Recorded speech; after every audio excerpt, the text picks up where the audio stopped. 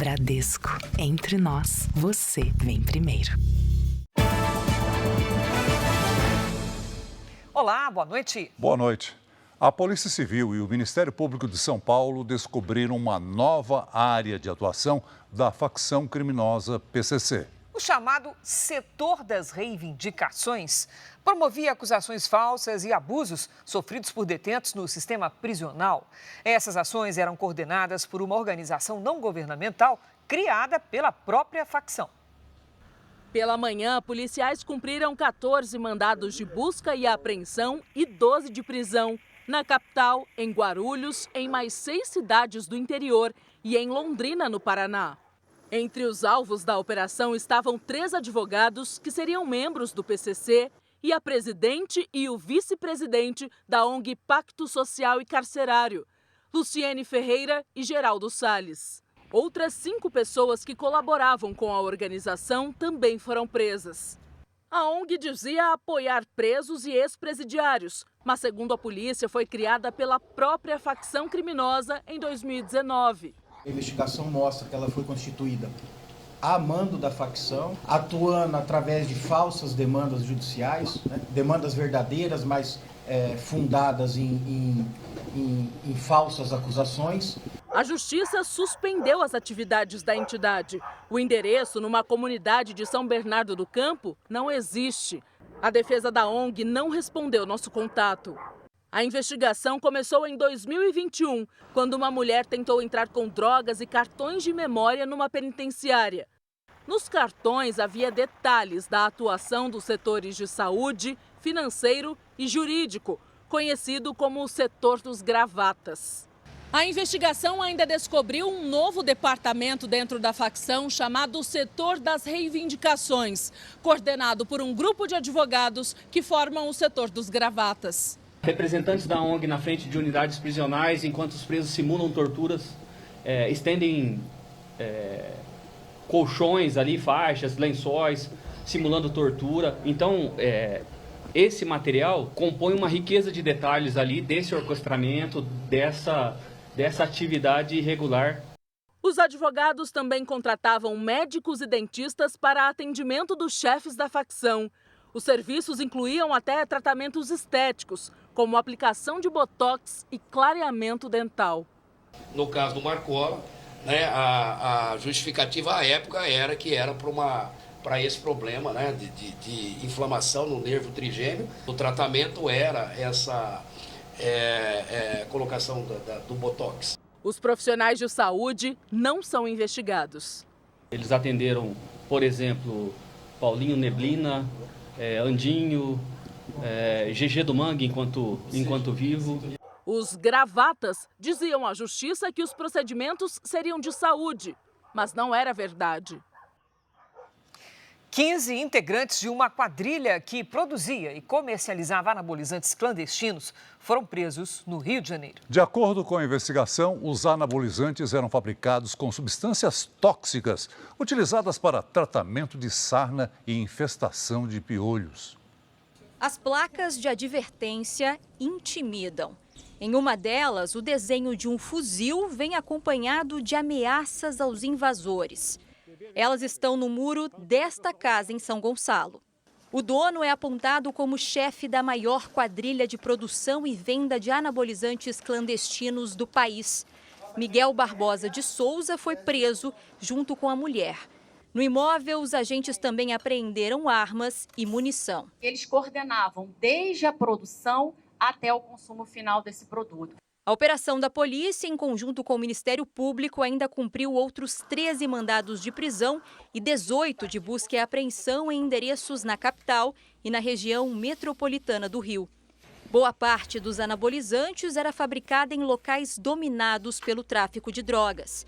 Na fórmula, substâncias nocivas à saúde. Foi identificada a presença da utilização da substância benzoato de metila, que é uma substância que é utilizada em tratamento de sarna e de infestação de piolhos. Para atrair os consumidores, a quadrilha vendia os anabolizantes nas redes sociais por um preço bem abaixo do mercado. Um produto legalizado que, por exemplo, custa cerca de R$ 50, saía por R$ 18.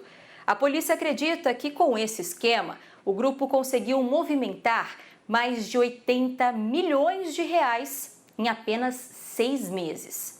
As investigações continuam em busca de profissionais de fisiculturismo e influenciadores que eram pagos para divulgar os produtos ilegais vendidos em todo o Brasil. Foram denunciados pelo crime de associação criminosa e crime contra a saúde pública. Somando as duas penas, pode ser superior a 20 anos de reclusão. Veja agora outros destaques desta terça. A Advocacia Geral da União diz que a explicação da Meta reforça a necessidade de regulamentação das redes sociais. Sidônio Palmeira toma posse, critica a empresa dona do Facebook e diz que vai mostrar mais as ações do governo. Em Goiás, a enxurrada arrasta motorista que ficou no meio da enchente. Autoridades dizem que Israel e grupo terrorista Hamas estão finalizando acordo de cessar fogo. No esporte, João Fonseca vence 9º melhor tenista do mundo e avança no Aberto da Austrália. Aqui é Brasil, vamos! E no futebol, Lucas Moura, do São Paulo, revela desejo de ganhar o Paulistão pela primeira vez.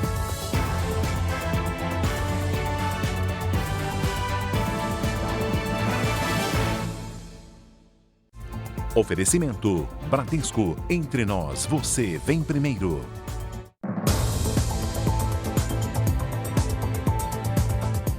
Os setores têxtil e de confecção e também o de fabricação de motocicletas comemoram o desempenho positivo na produção e na geração de empregos em 2024. Os números foram divulgados hoje e as projeções seguem otimistas para este ano.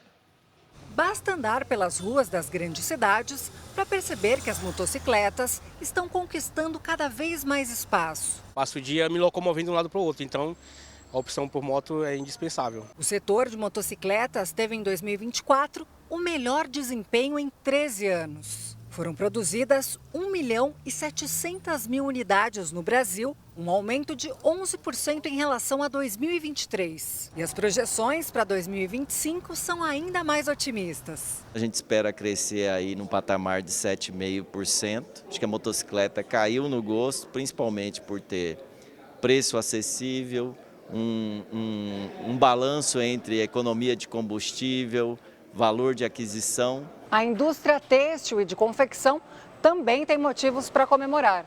O setor cresceu quase 4% entre janeiro e novembro de 2024, em comparação ao mesmo período do ano anterior. E o resultado foi um faturamento de quase 204 bilhões de reais. Com a retomada do crescimento, o setor também voltou a contratar. Foram cerca de 11 mil novos empregos formais. Aumento da renda média, o aumento de número de pessoas trabalhando, tivemos uma taxa de juros que começou a crescer novamente, mas ela ficou relativamente estável ao longo do ano. Tudo isso propiciou um aumento do consumo, não só na nossa categoria de produtos, como também em outras categorias. O Tonas, que foi contratado para trabalhar nessa indústria de confecção no ano passado, faz parte desse crescimento. Era algo que eu estava precisando para me desenvolver e entrar no mercado de trabalho. Apesar dos resultados positivos, a indústria têxtil e de confecção ainda enfrenta desafios no comércio exterior, com o papel crescente da China no cenário internacional. Por isso, a diretora desta indústria está sempre em busca de novas estratégias para avançar a cada ano. Fazer muito treinamento, estamos sempre em busca de novos profissionais que sejam habilidosos e antenados ao mercado. A polícia pediu exame de sangue do marido e do filho da mulher suspeita de ter envenenado a família com um bolo no Rio Grande do Sul. Eles também podem ter sido contaminados com arsênio. A polícia descobriu que Deise comprou a substância pela internet pelo menos 4 vezes nos últimos 4 meses. O arsênio foi entregue na casa dela com o nome de outro destinatário. Ela coloca na nota fiscal Deise Marques dos Anjos. Altera também o CPF, mas o endereço da entrega do veneno é a casa dela. A perícia confirma que o arsênio foi encontrado na farinha utilizada no bolo servido à família.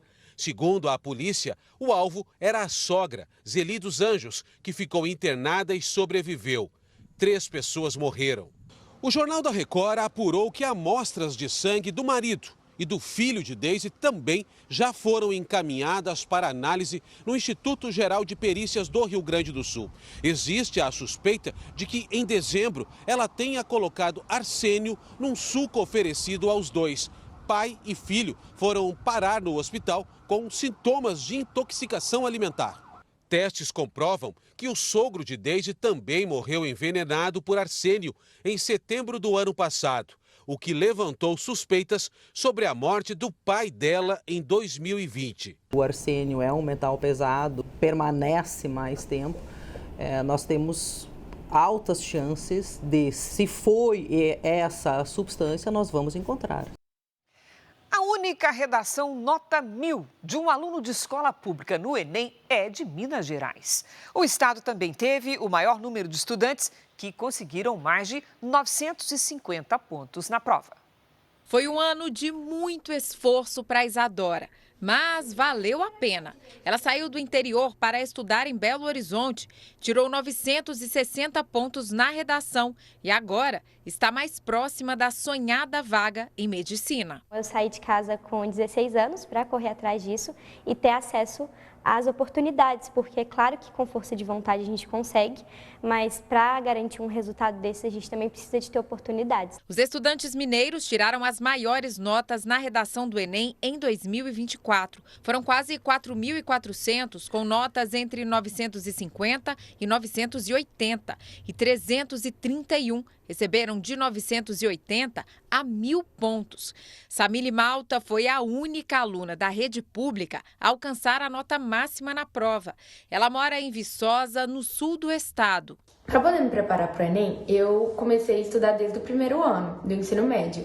Esse ano eu fiz cursinho presencial em Viçosa de redação. Aí eu fazia uma redação por semana. Desta vez, só 12 dos mais de 3 milhões de candidatos que fizeram a prova tiraram nota máxima na redação do Enem, o menor número dos últimos 10 anos. Na edição anterior, 60 candidatos tiraram nota 1000. Muitos alunos começaram a reproduzir apenas.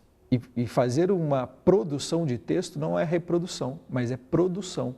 E a produção tem que ser autoral. Mesmo com a excelente nota, a Isadora só vai relaxar no dia 26, quando sair a primeira chamada do SISU, que distribui as vagas nas universidades federais. Acredito que cada vez mais eu esteja mais perto e que vai dar certo. Essa também é a expectativa da Jennifer, que tirou nota máxima em matemática. Tentar entrar numa universidade pública e fazer o curso dos meus sonhos. O presidente Lula lançou hoje um programa de incentivo para a formação de profissionais da educação. Vamos então a Brasília com Luiz Fara Monteiro. Boa noite, Fara. Oi, Celso. Boa noite para você, para a Cris e para todos que acompanham o Jornal da Record. É o programa Mais Professores. O lançamento foi no Palácio do Planalto.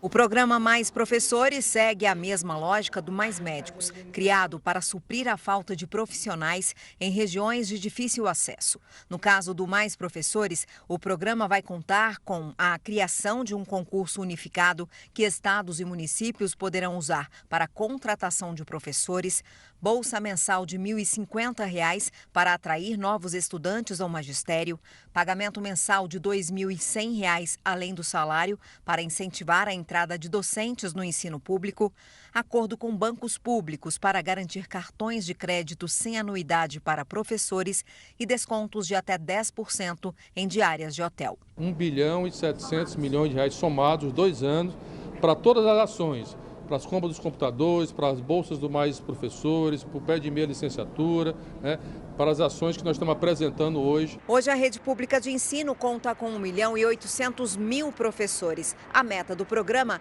é atingir mais de 2 milhões de docentes. Eles serão distribuídos por 136 mil escolas públicas de todo o país e beneficiarão mais de 47 milhões de alunos. É importante que a gente, ao terminar uma aula, a gente pergunte se as pessoas que estavam ouvindo aprenderam o que a gente falou. Muita gente entendeu o pé de meia como gasto. Muita gente entendeu como gasto. Esse Lula só sabe gastar dinheiro com pobre. Não é gastar dinheiro com pobre, não. Eu gostaria que ninguém fosse pobre. Mas como é que pode um presidente da República e o ministro da Educação ficar passivo quando a gente vê que 500 mil crianças, meninas e meninos, é obrigado a deixar a escola para tentar ajudar no orçamento da família? E o ministro da Fazenda disse hoje que o presidente Lula vai sancionar a reforma tributária até quinta-feira. Fernando Haddad também anunciou que o governo vai atualizar o valor da isenção do imposto de renda para 2 salários mínimos. A correção do valor foi uma determinação do presidente Lula. Com a mudança, vai ficar isento de prestar contas à Receita Federal quem ganha até R$ 3.036 por mês. A medida é motivada pelo reajuste no salário mínimo, que passou a ser de R$ 1.518. Estamos considerando essa possibilidade para manter o ritmo de incremento, de mudança da faixa, né, de isenção. É orientação. Orientação. Sim. Que nós recebemos do presidente. Vítima de um vídeo falso criado por inteligência artificial na semana passada, Haddad voltou a defender a regulamentação das redes sociais. Isso é um acordo internacional em torno do problema. E isso consome energia do governo, consome energia do Estado, funcionários públicos e tudo mais, para combater um tipo de barbaridade que, na minha opinião, com esse alinhamento com o fascismo, ele deve acontecer mais. Eu volto ainda nessa edição com mais notícias de Brasília. Celso. Até já, Fara. Hoje, São Paulo registrou a madrugada mais fria do ano, com menos de 16 graus. À tarde, a temperatura também não subiu muito. Assunto para Lidiane Sayuri. Oi, Lid, boa noite. Esse clima mais ameno é passageiro? É sim, viu, Cris? A partir de quinta-feira, o tempo volta a ficar mais abafado e quente em São Paulo. Boa noite para você. Oi, Celso, boa noite. E boa noite para você de casa. Os ventos que sopram do oceano em direção ao continente trazem um ar mais fresco para o estado e por isso as temperaturas não sobem tanto. Amanhã volta a chover fraco na capital paulista. As máximas continuam amenas, com até 25 graus. Em Porto Alegre e em Campo Grande, tempo abafado e com chuva isolada à tarde. Faz até 33 graus. Hoje, as instabilidades atingiram os estados do Norte e do Nordeste. Pelas imagens de satélite, ainda vemos muitas nuvens carregadas sobre essas regiões. Amanhã, o corredor de umidade, chamado de Zacas, para de atuar. Mas a umidade da região amazônica se mantém firme e provoca chuva entre os estados do Amazonas, Goiás, Espírito Santo e Rio Grande do Norte. Em toda essa área destacada, tem previsão de chuva volumosa e frequente. A quantidade de água pode causar novos alagamentos e deslizamentos em Teresina e em Salvador. Quarta tarde com 28 graus em Curitiba, faz 24 em Belo Horizonte, 29 em Cuiabá, 31 em Natal e até 35 em Boa Vista. Tempo delivery. A Bernadette é de Araguaína, Tocantins. Oi, Bernadette. A semana termina bem instável por aí, com alerta para temporais até sexta-feira. O céu carregado deixa as temperaturas mais amenas, com máximas de até 28 graus. A Noêmia é de Navegantes, Santa Catarina. Boa noite, Noêmia. Quarta ensolarada e sem nada de chuva. Na quinta, chove à tarde. Na sexta, tem alerta para temporais. Os termômetros marcam entre 26 e 27 graus. Apareça por aqui também, faça seu pedido pelas redes sociais com o nome de uma cidade e a hashtag você no JR. Cris, Celso. Obrigada, Lidi. Ainda hoje, sistema de câmeras inteligentes vai ajudar a identificar veículos roubados que circulam por São Paulo. Novo ministro da Secretaria de Comunicação Social, Sidônio Palmeira, toma posse no Palácio do Planalto. Governo israelense diz que acordo de cessar-fogo está próximo, mas terroristas do Hamas precisam aceitar condições.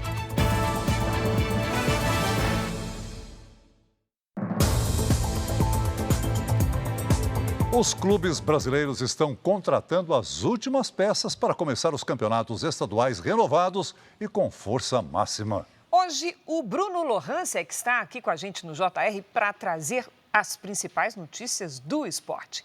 Ei, Bruno, boa noite. O São Paulo apresentou o principal reforço da temporada, foi isso? Foi isso. Boa noite, Cris. Boa noite, Celso. Boa noite para você que nos acompanha. O meio-campo Oscar disse que voltar a jogar no clube que o revelou é a realização de um sonho e espera conquistar muitos títulos. Oscar é o principal reforço do tricolor paulista para este ano. O meio-campista vai vestir a camisa 8. Estou voltando para cá também com um carinho enorme da torcida por mim, então eu espero que retribuir esse carinho, espero, lógico, mostrar meu melhor futebol e espero que o São Paulo, espero fazer grandes jogos pelo São Paulo e consequentemente, ganhar títulos aqui. O Bahia contratou o atacante William José até o fim de 2026. Ele rescindiu com o Spartak Moscou da Rússia e chegou sem custos. O jogador já está na Espanha, onde o elenco do Bahia faz a pré-temporada. O Atlético Paranaense anunciou a contratação do atacante Allan Kardec, que jogou pelo Atlético Mineiro na temporada passada. Já o rival Coritiba apresentou hoje o experiente lateral Rafinha. Ele pretende terminar a carreira no Coxa, time que o revelou para o futebol. Eu acho que nada mais justo do que eu, nessa altura da minha carreira, poder voltar aqui ao Coxa, ajudar, né? Poder ajudar dentro de campo, fora de campo. Então, eu acho que, como é a minha última estação no futebol, o Coritiba, foi a minha primeira e está sendo a minha última. O Vasco apresentou o meio-campo Tchê e o defensor Lucas Oliveira. O Gigante da Colina anunciou a contratação do zagueiro Lucas Freitas, que pertencia ao Palmeiras e estava emprestado ao Juventude. Eu volto daqui a pouco com a vitória do tenista brasileiro João Fonseca e com uma reportagem especial com o São Paulino Lucas. Cris e Celso. Até já, Bruno. A seguir, em Goiânia, carro para no meio da enchente e por pouco, motorista não é arrastado. Meta confirma mudança na política de conteúdo de ódio e autoridades brasileiras defendem a regulação das redes sociais. Novos focos de incêndio são descobertos no sul da Califórnia.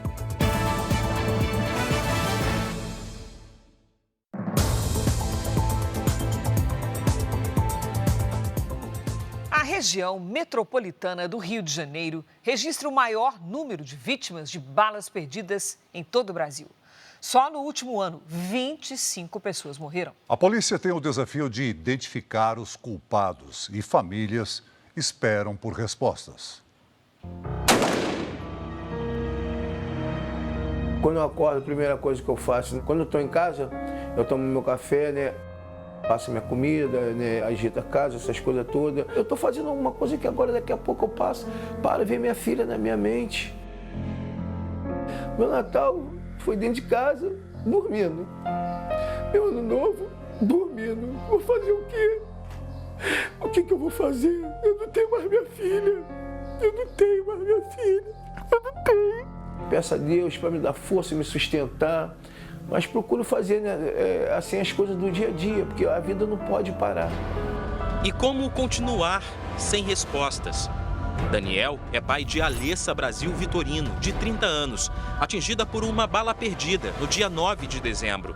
A jovem, que adorava motos, buscava uma amiga na comunidade da Maré, na zona norte do Rio, quando as duas se viram no meio de uma troca de tiros entre policiais e criminosos. Um dos disparos atingiu as costas de Alessa. Meu filho falou assim: pai, a Alessa morreu.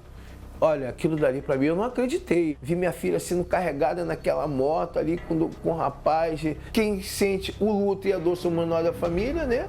Que estamos sentindo essa dor e esse luto. E não temos uma resposta de nada e nem vamos ter. Porque você vê aí, ó. Ela não é a primeira e nem vai ser a última. Tá entendendo? Depois dela, quantos vieram e ninguém deu resposta. Há mais de um mês, o caso é investigado pela Delegacia de Homicídios da capital. A polícia diz que já ouviu a amiga de Alessa, que também foi atingida, mas sobreviveu, e que diligências estão em andamento. A família reclama por não saber de avanços nas investigações. Um problema que, aqui no Rio, não é isolado. A gente tem uma dificuldade enorme da polícia adentrar em territórios que são dominados pelas facções criminosas. Então, a gente tem uma dificuldade muito grande em investigar esse tipo de crime. Só em 2024, pelo menos 109 pessoas foram atingidas por balas perdidas no Rio e região metropolitana. 25 morreram durante operações policiais ou em disputas entre facções pelo domínio de territórios. Uma vítima de bala perdida é uma pessoa que nada tinha a ver com aquela situação. Ela deu literalmente o azar de estar no lugar errado, na hora errada e de ter sido acertada por uma bala. Não é fácil resolver um homicídio, não é fácil investigar. Mas no Rio de Janeiro isso é ainda mais difícil, porque as polícias elas sequer têm os meios, os insumos disponíveis para fazer isso. Uma das saídas para a identificação dos responsáveis pelas balas perdidas é a tecnologia. Em casos de operações policiais, a Defensoria Pública do Rio tem usado simulações em 3 dimensões para tentar descobrir a origem dos disparos. As primas Rebeca e Emily Vitória foram atingidas por um mesmo tiro de fuzil em 2020 na Baixada Fluminense. A investigação foi arquivada, mas a reconstituição mostrou que o disparo teria partido da arma de um policial. Bateu com tudo que nós tínhamos dito. Então, agora a gente temos esperança que alguma coisa vai ser feita. A dificuldade aqui no Rio de Janeiro é você ter um banco de dados com essas informações, ou seja, um banco de dados de balística. O que hoje a gente busca é exatamente um sistema de identificação de projéteis, estojos e raiamento de munição, de arma. Isso vai facilitar bastante. Por quê? Hoje pode ser que aquele projétil que atingiu uma pessoa, que atingiu uma residência, ela consiga ser confrontada no futuro. Uma rede de câmeras inteligentes em São Paulo ajudou até agora a prender mais de 1.500 criminosos desde o ano passado. Agora, o sistema foi integrado ao banco de dados do governo federal para auxiliar na identificação de veículos roubados. Ainda com medo, a motorista não quer ser identificada. Ela foi atacada por homens armados que roubaram o carro dela no caminho de casa. Uma sensação de impotência, medo, mas ao mesmo tempo eu fiquei equilibrada, Porque qualquer reação eles atiram sem pensar. O veículo foi encontrado perto de um baile funk. 2 suspeitos foram presos. São Paulo é o estado que mais registra roubos e furtos de veículos no país. Entre janeiro e novembro do ano passado, foram registrados quase 115 mil ocorrências. Mais de 1/3 dos crimes registrados em todo o Brasil. A Prefeitura de São Paulo assinou um termo de cooperação com o Ministério da Justiça e passou a ter acesso às ocorrências envolvendo veículos nos estados brasileiros. Os dados foram incorporados ao projeto Smart Sampa, que tem mais de 20 mil câmeras na cidade. A tecnologia conta com o apoio da inteligência artificial.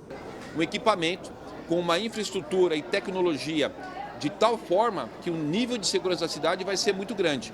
As câmeras foram instaladas em diferentes pontos da capital paulista, principalmente nos cruzamentos mais movimentados. A verificação é feita em tempo real, já que o equipamento consegue ler mais de 7 milhões de placas por dia. Por isso, quando passa algum veículo furtado ou roubado, o sistema acusa imediatamente na central, que já envia uma equipe da guarda para apurar a informação. Aqui eu tenho a situação real, o veículo que nós precisamos fazer a apreensão. Imediatamente eu venho aqui para o mapa. Neste mapa a gente já tem a viatura que se identifica mais próximo, inclusive com a distância. Eu tenho viatura 2,6 km, 2,8, 2,8. Isso permite o deslocamento muito rápido e a certeza de que nós vamos prender todos aqueles que entrarem com veículos roubados dentro da cidade de São Paulo ou que vierem a praticar o roubo ou furto aqui na cidade. A central de monitoramento funciona desde julho do ano passado e já ajudou a prender mais de 1.500 criminosos. Localizou 380 foragidos à justiça e 29 pessoas que estavam desaparecidas. As vítimas dos deslizamentos causados pelos temporais foram enterradas em Ipatinga, Minas Gerais. Em Goiás, a Defesa Civil emitiu alerta de tempestade com alto risco de alagamentos. Em Goiânia, um homem ficou ilhado no meio da avenida e os funcionários de um laboratório precisaram usar uma corda para resgatá-lo do meio da enxurrada. Funcionários do Hospital de Urgências da cidade tiveram trabalho para tirar a água que invadiu o local. Água da chuva. Em Mato Grosso, as cidades de Salto do Céu e Rio Branco ficaram ilhadas. Rios e córregos transbordaram e as pontes que ligam as duas cidades foram arrastadas. A água chegou na altura do telhado das casas. Em Divinópolis, a 120 quilômetros de Belo Horizonte, um temporal no fim da tarde inundou ruas e arrastou carros. O volume de água foi tão grande que formou até ondas no Rio Doce. Um homem se arriscou na correnteza com uma prancha em Governador Valadares. Em Ipatinga, há 130 desabrigados e 400 desalojados. O município vai pagar um salário mínimo e meio para os atingidos pelas chuvas. A Eide está com os 3 filhos no abrigo montado no estádio municipal. A família perdeu tudo o que tinha. Quando a gente conseguiu já sair, eu só peguei meu celular, a água já estava do lado de fora, estava batendo no pescoço. Tamires também precisou sair de casa com as filhas.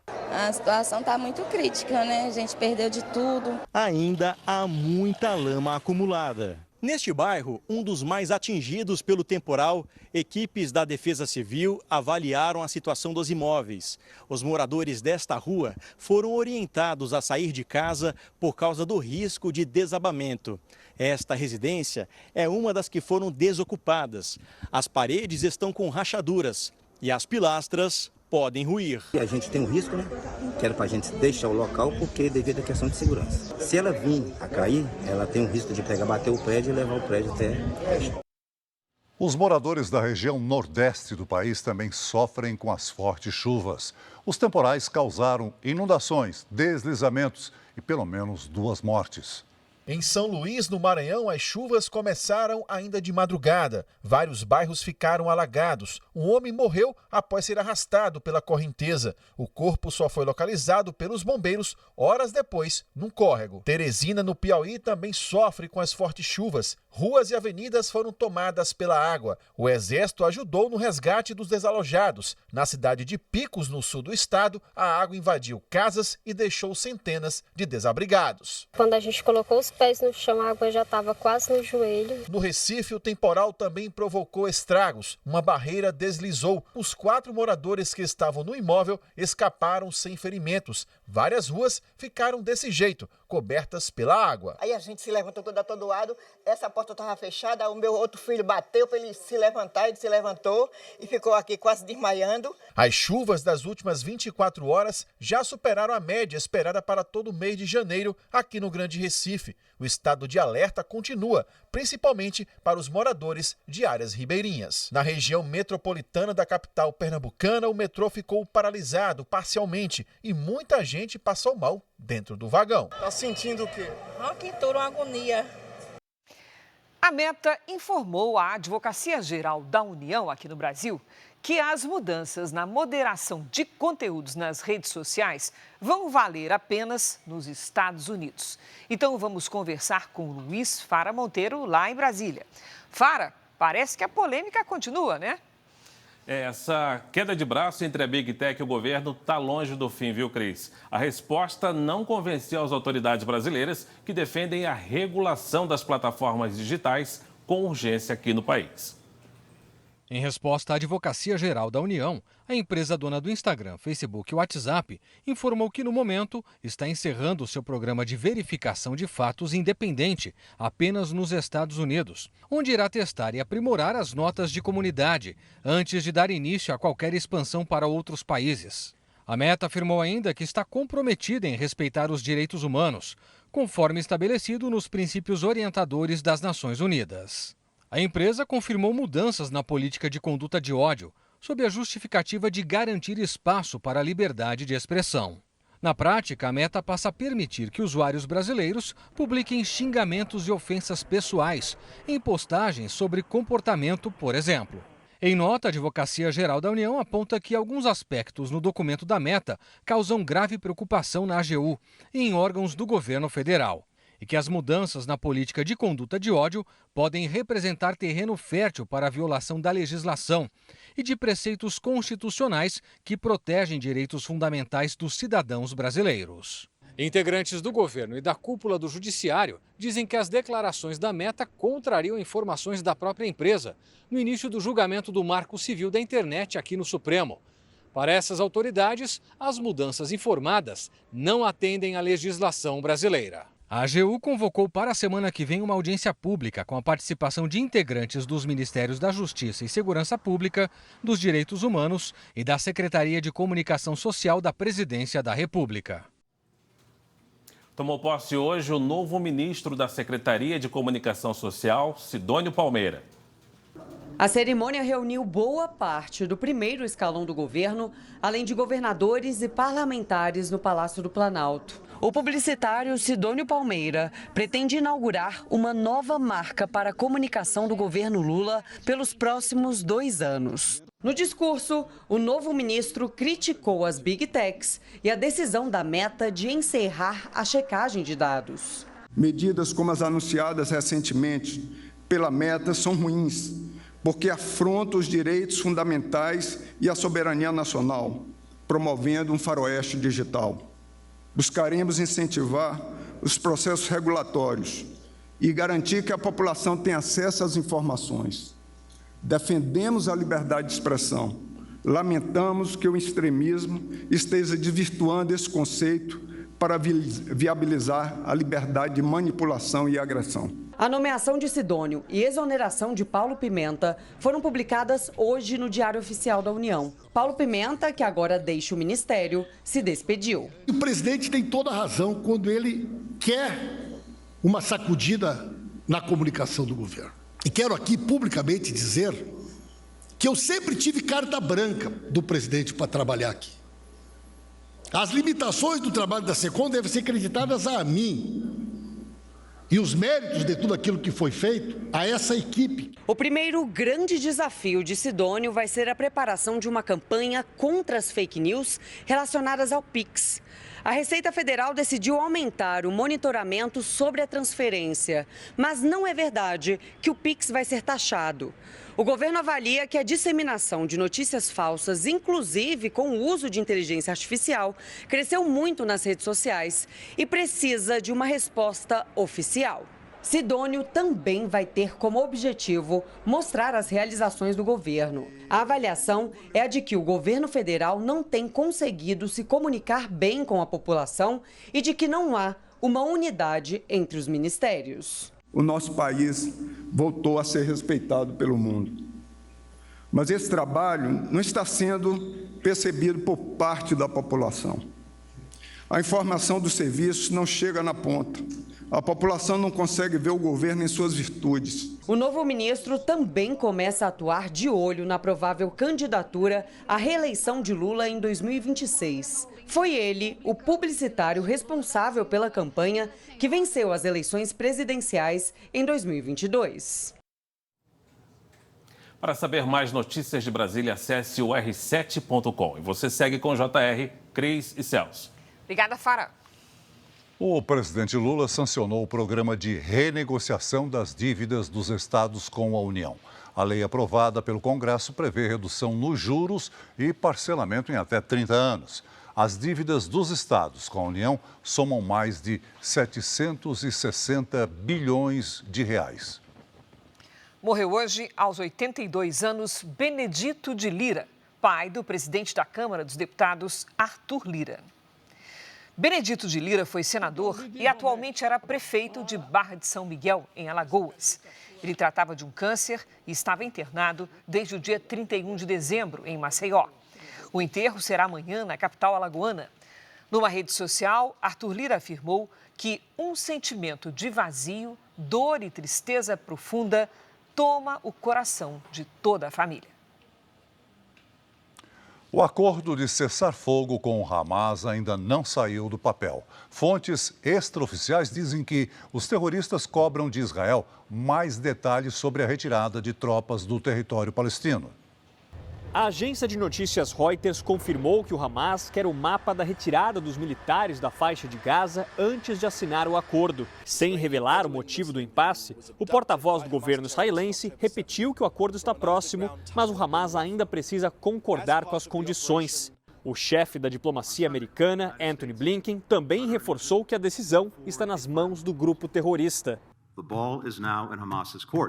A bola agora está na quadra do Hamas. Se o Hamas aceitar, o acordo está pronto para ser concluído e implementado, disse ele. O governo israelense divulgou mais detalhes sobre como será a troca de 1.000 prisioneiros palestinos pelos reféns mantidos em poder dos terroristas. De imediato, 33 pessoas devem ser liberadas. A prioridade será para mulheres, crianças, doentes e idosos. O ex-militar indicado pelo presidente eleito Donald Trump para o cargo de secretário da Defesa compareceu hoje ao Congresso para audiência de confirmação. Senadores democratas questionaram Pete Hegseth sobre as acusações de suposto abuso sexual e alcoolismo. Hegseth afirmou que não é perfeito, mas negou que tenha bebido no ambiente de trabalho e voltou a dizer que foi inocentado da acusação de abuso. O ex-militar acrescentou que essa é uma campanha de difamação para afetar a equipe do presidente eleito, Donald Trump. A audiência também foi marcada por gritos que interromperam as declarações de Hegseth. Os manifestantes foram expulsos da sessão. Agora, Pete Hegseth precisa de 51 votos para ser aprovado. O Senado é composto por 53 republicanos, que são maioria na casa. Pelas redes sociais, Trump declarou total apoio ao escolhido. Outros indicados a cargos do alto escalão do governo serão sabatinados nesta semana. Enquanto isso, os últimos preparativos para a posse são definidos. Hoje, o presidente da Câmara anunciou que as bandeiras vão ser hasteadas por completo. Elas estão a meio mastro em memória do ex-presidente Jimmy Carter, que morreu aos 100 anos em dezembro. O serviço secreto realizou uma simulação de como será a caminhada de Trump no tradicional desfile pela Avenida Pensilvânia. O presidente eleito dos Estados Unidos deve visitar a região da Califórnia, que está em chamas há mais de uma semana. 24 pessoas morreram e durante a madrugada foram descobertos novos focos de incêndio. Muita fumaça e fogo. Aeronaves carregadas com água foram usadas para tentar controlar os novos pontos com labaredas no sul da Califórnia. Autoridades disseram que entre hoje e amanhã, o vento forte pode espalhar ainda mais o fogo, além de impedir que aeronaves sobrevoem a região atingida. Esse trecho aqui da estrada está bloqueado porque a equipe do Corpo de Bombeiros está trabalhando na limpeza da vegetação dentro da mata. É um trabalho preventivo de contenção para evitar que o mato seco alimente as chamas e o fogo se espalhe rapidamente. Hoje, 72 bombeiros enviados pelo México começaram a ajudar no combate aos incêndios florestais em Los Angeles. Olha só, a Guarda Nacional está posicionada em diversos pontos das áreas afetadas para proteger as residências. Muitas foram abandonadas e saqueadas. O toque de recolher permanece em vigor. A partir das 6 horas da tarde até as 6 horas da manhã, não é permitida a circulação nessas regiões.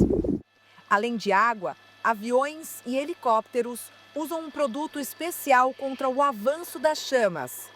E aqui, olha que interessante, as ruas, as casas e até os carros ficaram cobertos desse pozinho cor-de-rosa que se chama False Check. Ele está sendo usado bastante no combate aos incêndios porque é um retardante das chamas. Ao contrário da água, ele demora mais para evaporar, o que reduz o ritmo da propagação do fogo. Jana Nascimento é crítica de cinema e precisou fugir da região de Santa Mônica. É assustador, é muito intenso, é muito... tem hora que você não sabe o que você vai fazer, então você arruma uma malinha pequena, pega os documentos mais importantes e vai embora, e só vai. O presidente da Câmara, o republicano Mike Johnson, disse hoje que o presidente eleito, Donald Trump, deve visitar a Califórnia nos próximos dias. A princesa de Gales, Kate Middleton, anunciou que o câncer diagnosticado em 2024 está em remissão. O anúncio foi feito depois de uma visita de Kate Middleton ao hospital onde recebeu tratamento para o câncer em Londres. A princesa conversou com pacientes e agradeceu o trabalho de funcionários. Kate foi diagnosticada com a doença no início do ano passado.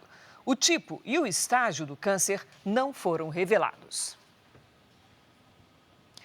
O presidente dos Estados Unidos, Joe Biden, retirou Cuba da lista de países que patrocinam o terrorismo a menos de uma semana da posse de Donald Trump. Logo em seguida, o governo cubano anunciou que libertaria 533 prisioneiros. O presidente eleito dos Estados Unidos, Donald Trump, ainda pode reverter a decisão. E o Bruno Lohance está de volta para falar sobre a vitória do tenista João Fonseca hoje na Austrália.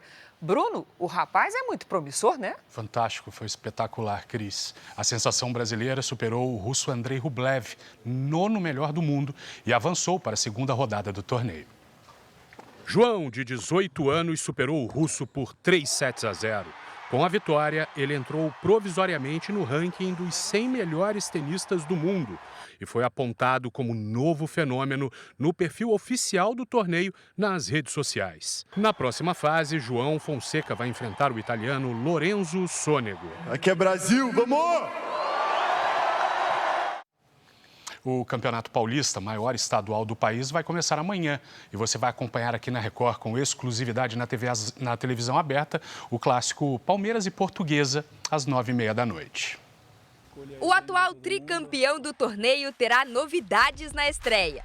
O atacante uruguaio Facundo Torres, primeira contratação desta temporada, foi apresentado oficialmente pelo clube. Vine para Palmeiras porque es un club enorme, un club gigante. Sé que es un club que va a dar un salto en mi carrera muy importante. Ele participou de todos os treinamentos e fez até gol. O Palmeiras estreia no Campeonato Paulista contra a Portuguesa no Allianz Parque nesta quarta-feira às 9h30 da noite. A transmissão é exclusiva da Record na televisão aberta deste primeiro clássico desta temporada. Eu acho bacana começar o campeonato com o Palmeiras e Portuguesa, que é um clássico. A Portuguesa, eu considero sempre o jogo da Portuguesa, quando a Portuguesa está contra os outros 4 grandes, um clássico do futebol paulista. No ano passado, a Lusa perdeu para o Palmeiras por 2-0. Mas os torcedores estão confiantes de que o resultado pode ser diferente. Há 2 meses, o clube assinou um acordo para se tornar empresa. Os investidores prometeram pagar as dívidas e reformar o estádio do Canindé. Bruno é um torcedor fanático da Lusa. Olha o carro dele. Um Fusca da Portuguesa, equipado até com churrasqueira para curtir com os amigos. Ele acredita que o time vai estar forte para o Campeonato Paulista. Dá para bater de frente com o Palmeiras. A Portuguesa fez muitas contratações, fez uma renovação bem legal e acredito que dá para bater de frente com todos os times aí. O São Paulo continua nos Estados Unidos, se preparando para a temporada. O Paulistão 2025 já está na lista de desejos de Lucas Moura. Imagine classificar a equipe para a final de uma Liga dos Campeões. Brilhar e ser pentacampeão por um dos times mais ricos do mundo. Voltar ao Brasil e levar o São Paulo ao inédito título da Copa do Brasil. Tudo isso o atacante Lucas Moura já viveu. E não é pouco, mas também não pode ser tudo. Eu sou muito competitivo, então tudo que eu disputo eu quero ganhar. Aos 32 anos, o jogador é o grande nome do elenco atual do São Paulo para a temporada 2025. Xodó de uma torcida que aprendeu a amar ainda na infância. Uma relação que cresceu ao virar profissional em 2010 e que nem a distância no continente europeu atrapalhou. O São Paulino Lucas Moura ganhou 13 títulos pelo Paris Saint-Germain na França. Teve uma passagem pelo Tottenham, marcada pelos 3 gols que fez nas semifinais da Liga dos Campeões e que levaram o time inglês à decisão contra o Chelsea. Mas o coração nunca deixou de ser vermelho, preto e branco.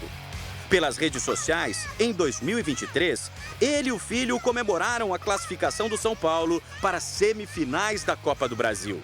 Vamos, São Paulo, receba! Receba, São Paulo, bora!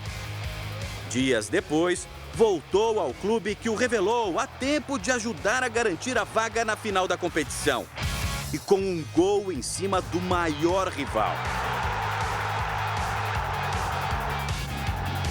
Na final, a emoção do título e a certeza de que ali era o lugar certo para estar.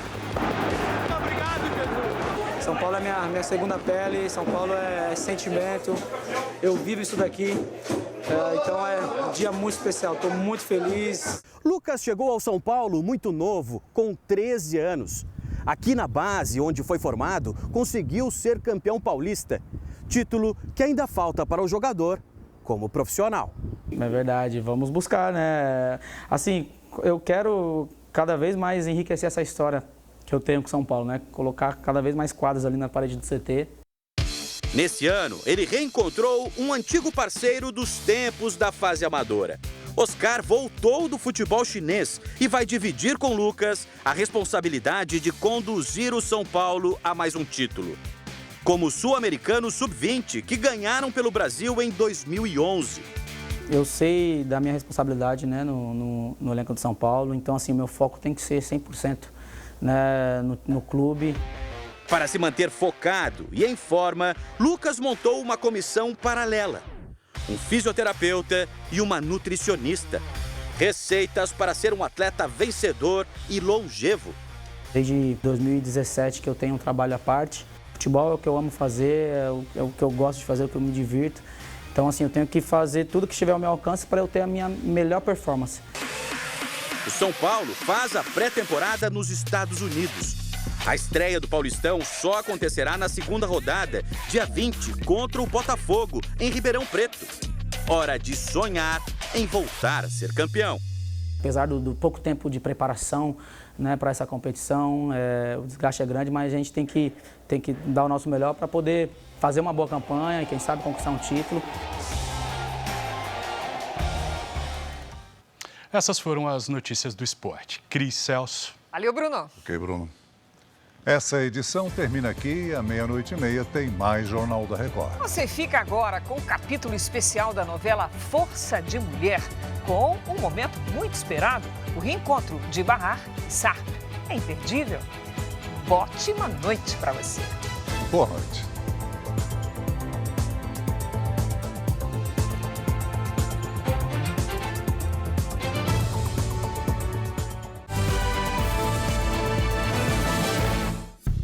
Bradesco.